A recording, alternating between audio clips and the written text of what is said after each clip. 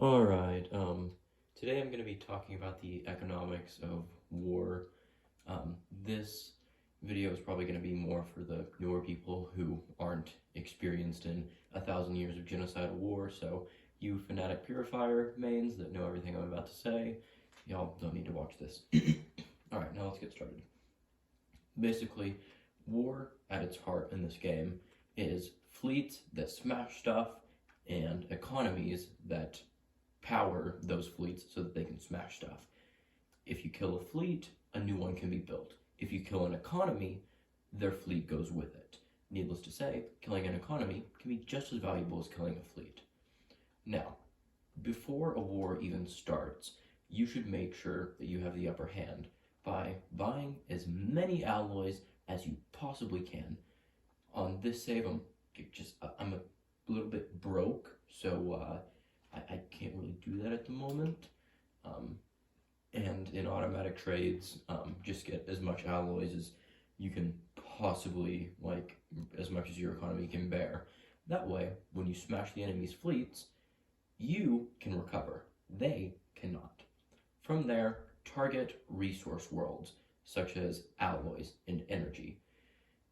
You might be tempted to go after minerals, however, most empires have many mineral worlds, and you have to do a lot to get a little bit done.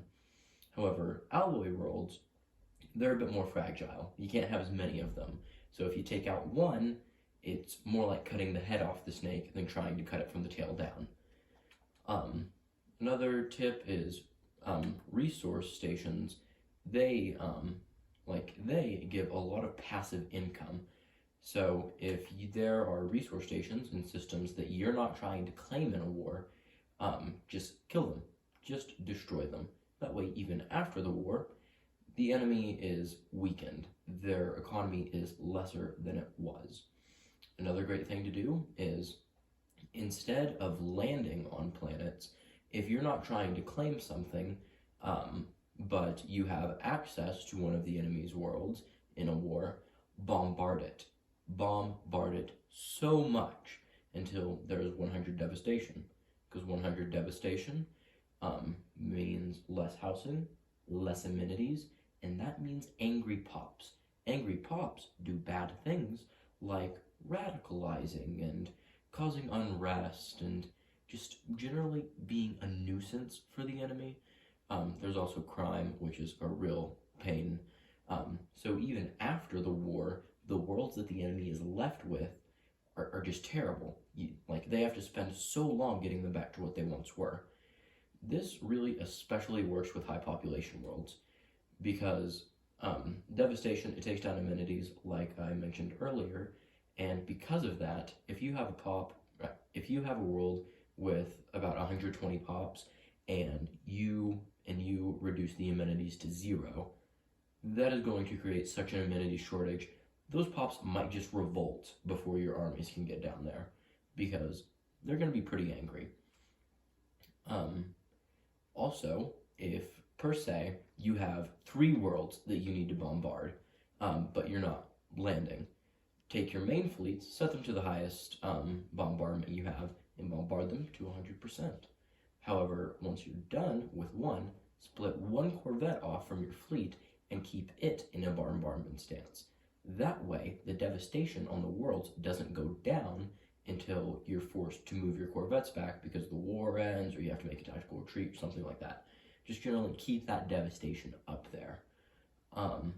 There's one other thing, and this is more of this is more situational. Don't attack research worlds. Research worlds, they don't really contribute much to a war economy.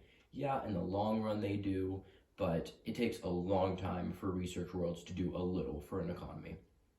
I mean for a war. So if you leave research worlds untouched, they serve as a drain on the enemy economy, consuming consumer goods, having to pay upkeep on on the jobs. Just generally, every little bit of resource that you can force the enemy to spend on something other than the war is a resource that they can't spend to destroy you. So you should try and just make as many of those little inconveniences experiences as possible. I think that'll be all for today. Comment down below if I missed anything or if you have any criticisms. Only like if you thought that this was informative or enjoyable or something. I really think like positive feedback should only be given when it's earned.